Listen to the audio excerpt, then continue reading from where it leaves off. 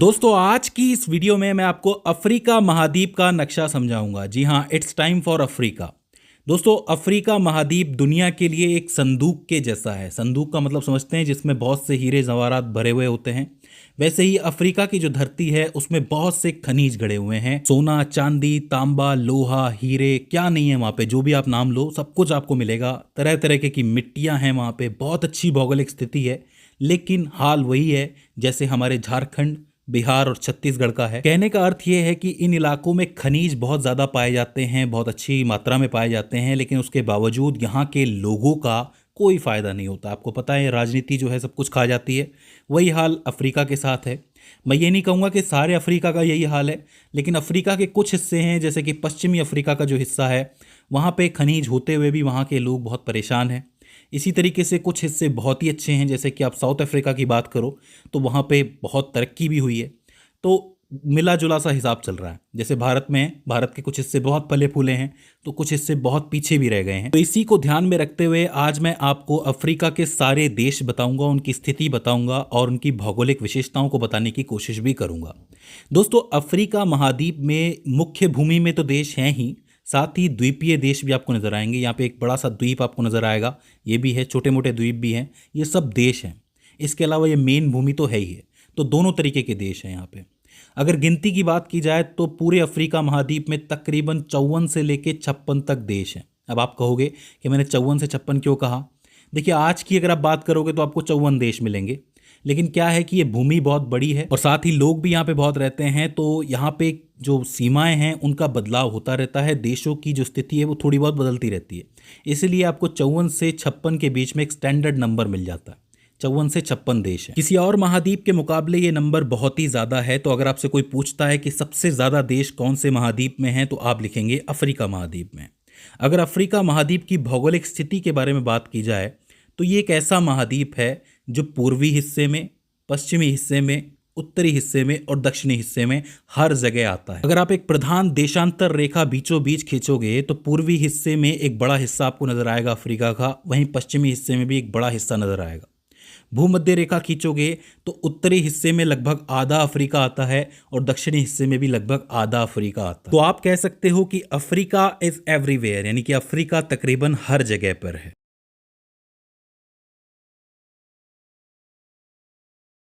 आकार में ये एक त्रिकोणाकार महाद्वीप है जो अलग से नजर आ जाता है। और अगर आप इसको ठीक से देखोगे तो आपको पता चलेगा कि ये एक बड़ा प्रायद्वीप है जो कि हर तरफ से पानी से घिरा हुआ है, मेनली 3 तरफ से। जैसे कि उत्तर की बात करोगे तो उत्तर में भूमध्य सागर दिखेगा, पूर्व में आपको यहाँ पे लाल सागर दिखेगा और हिंद महासागर दिखेगा, पश्चिम में आपको अटलांटिक महासागर दिखेगा।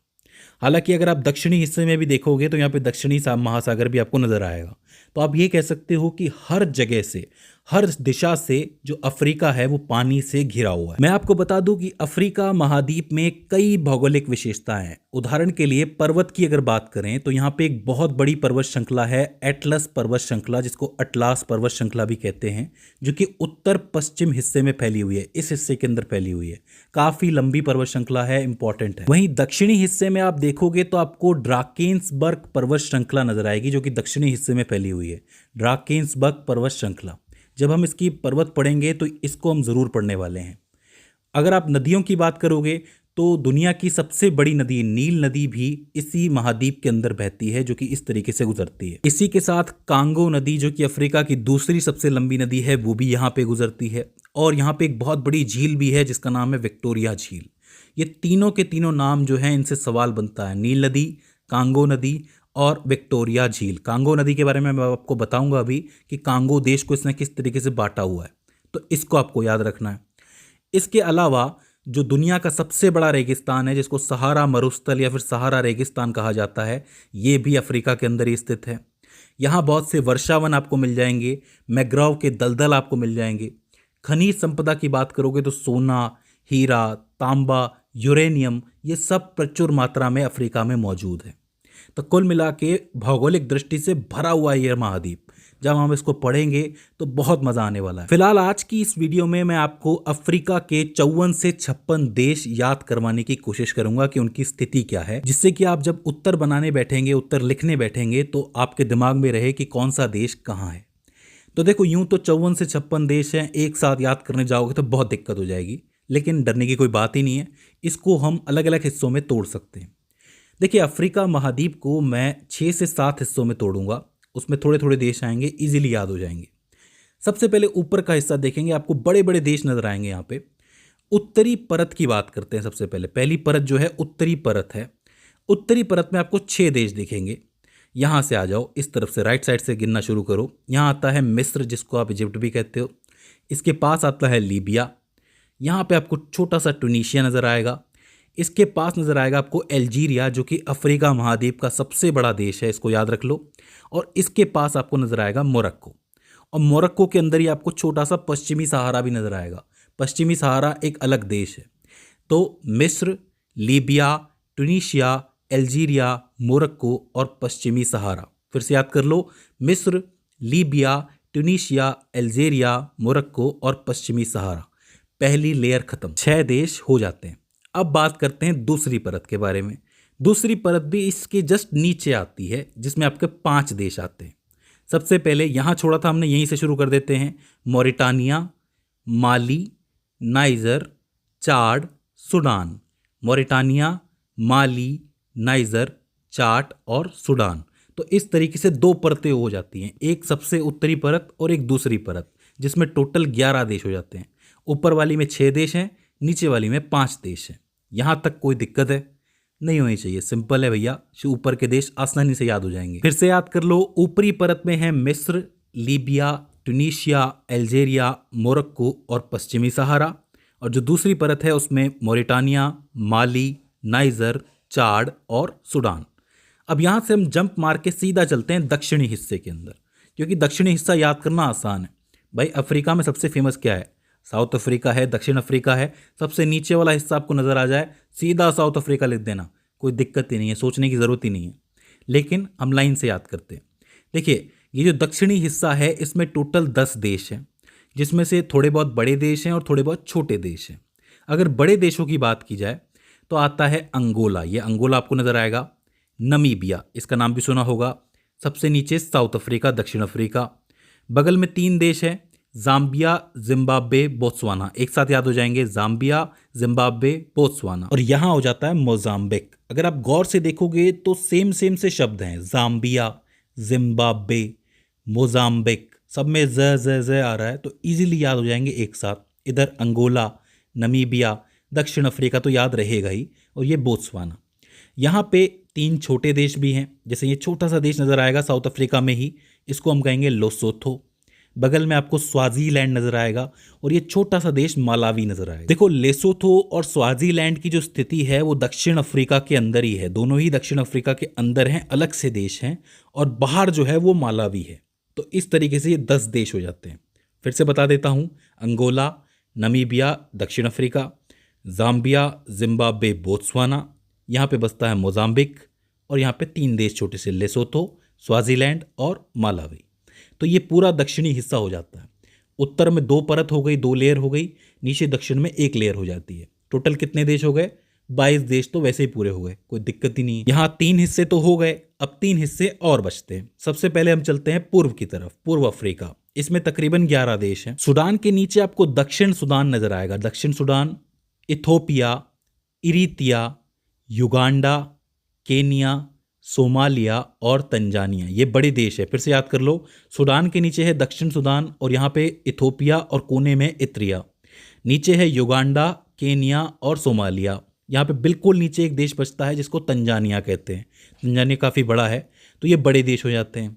बात करें छोटे देशों की, तो युगांडा के पास आपको रवांडा नजर आएगा, बुरुंडी नजर आएगा, और यहाँ छोटा सा देश है डिजिबोटी। तो ये छोटे देश है, रवांडा, बुरुंडी, सोमालीलैंड और डिजिबोटी।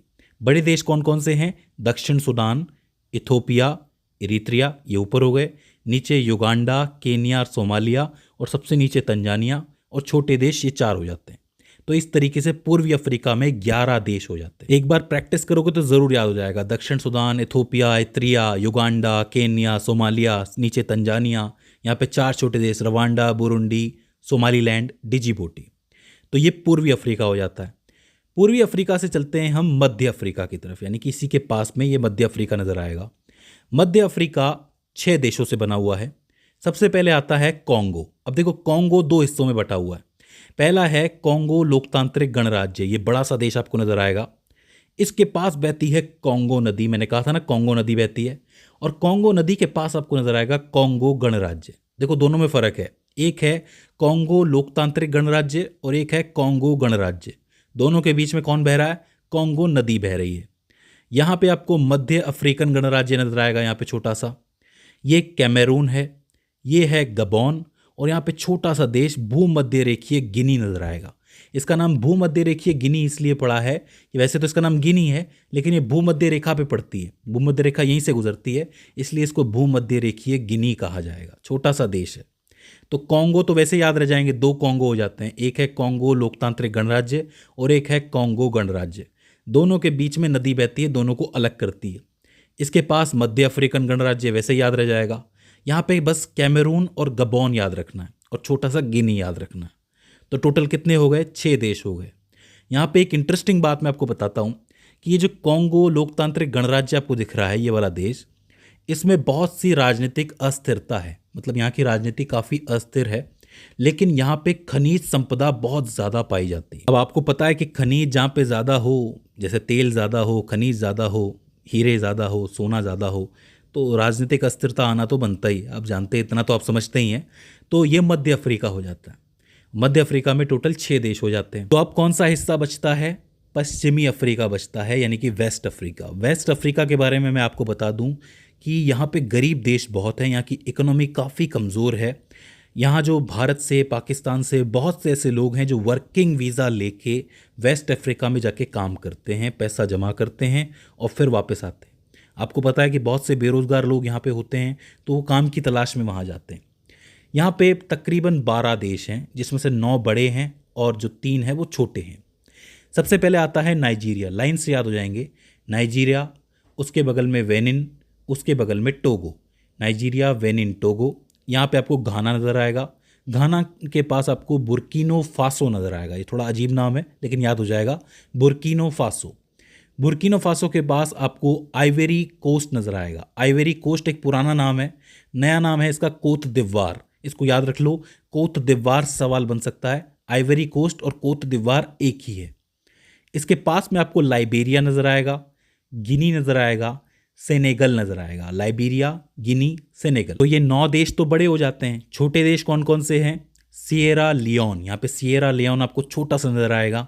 गिनी बिसाऊ बहुत ही छोटा है। गिनी बिसाऊ गिनी से ही निकला है, मतलब गिनी के पास का ही छोटा सा देश है, लेकिन अलग है तो अलग देश होगा ये। और यहाँ पे ऊपर आपको गाम्बिया नज़र आएगा। तो ये 3 छोटे देश हैं, सिएरा लियोन, गिनी बिसाऊ और गाम्बिया। तो टोटल 12 देश हो जाते हैं पश्चिमी अफ्रीका में। याद रखना, सबसे कम डेवलप्ड एरिया माना जाता है, सबसे गरीब एरिया माना जाता है। तो ये पूरी अफ्रीका की मुख्य भूमि हो जाती है, मेन लैंड हो जाती है। यहाँ पे आपके देश पूरे हो जाते हैं। अब यहाँ पे 5 और देश हैं जो कि द्वीपीय देश हैं, पानी के अंदर हैं, अलग से हैं, मेन लैंड से थोड़ा हटके हैं, वो भी आप याद रख लो। सबसे पहले इस तरफ अगर आप पश्चिम में देखोगे तो आपको केप वर्दे नजर आएगा और साथ ही कोमोरोस नजर आएगा। तो केप वर्दे और कोमोरोस याद रख सकते हो। वहीं अगर आप पूर्वी अफ्रीका की तरफ देखोगे तो इधर आपको मेडागास्कर नजर आएगा। मेडागास्कर काफ़ी बड़ा है, आप अलग से देख सकते हो इसको। ये भूमि बहुत इंपॉर्टेंट है, इसको याद रखना। यहाँ पे छोटा सा ऊपर आपको सेशेल्स नजर आएगा। सेशेल्स पूरे अफ्रीका का सबसे छोटा देश है। सबसे बड़ा देश कौन सा था? अल्जीरिया था। सबसे छोटा देश कौन सा है? सेशेल्स है। और आखिर में आपको दिखेगा यहाँ पे मॉरिशियस। इसको मॉरिशस कहते हैं वैसे तो, मॉरिशस गणराज्य, लेकिन कुछ लोग इसको मॉरिशियस भी कहते हैं। ये वही मॉरिशियस है जहाँ पे बड़े बड़े सेलिब्रिटी जाते हैं अपनी छुट्टियां मनाने के लिए, और कई सेलिब्रिटी तो भाग भी जाते हैं छुप के। अगर कोई उन्होंने कुछ कांड कर दिया हो तो वो भाग भी जाते हैं ऐसी जगहों पे, क्योंकि ये द्वीपीय देश है तो कानून इनका अलग होता है, काफ़ी दूर होते हैं, तो इस वजह से इनको कोई पकड़ नहीं पाता। तो ये टोटल देश हो जाते हैं आपके 54 से 55 देश हो जाते हैं पूरे अफ्रीका महाद्वीप के। मुझे उम्मीद है कि आपको सभी देशों की स्थिति नज़र आ गई होगी, समझ में आ गई होगी। आपको बस ये 7 हिस्से याद रखने। इससे होगा क्या कि आपको पता रहेगा कि कौन से हिस्से में कौन सा देश है, कौन सा देश मध्य अफ्रीका में आता है, कौन सा पश्चिमी अफ्रीका में आता है, कौन सा उत्तरी अफ्रीका के अंदर आता है। तो इससे आप आंसर इजीली बना लोगे। अब यहाँ पे हमारे महाद्वीप पूरे हो जाते हैं, महाद्वीपों के नक्शे पूरे हो जाते हैं। अब हम महाद्वीपों की ज्योग्राफी के बारे में, भूगोल के बारे में बात करेंगे। तो दोस्तों मुझे उम्मीद है कि ये वीडियो आपके लिए हेल्पफुल साबित रही होगी। अगर इसके बाद भी इसके अंदर आपको दिक्कत आती है, कोई क्वेरी आती है, तो आप हमें कमेंट सेक्शन में बता सकते हो। तो दोस्तों आज की इस वीडियो के अंदर बस इतना ही। See you in the next one.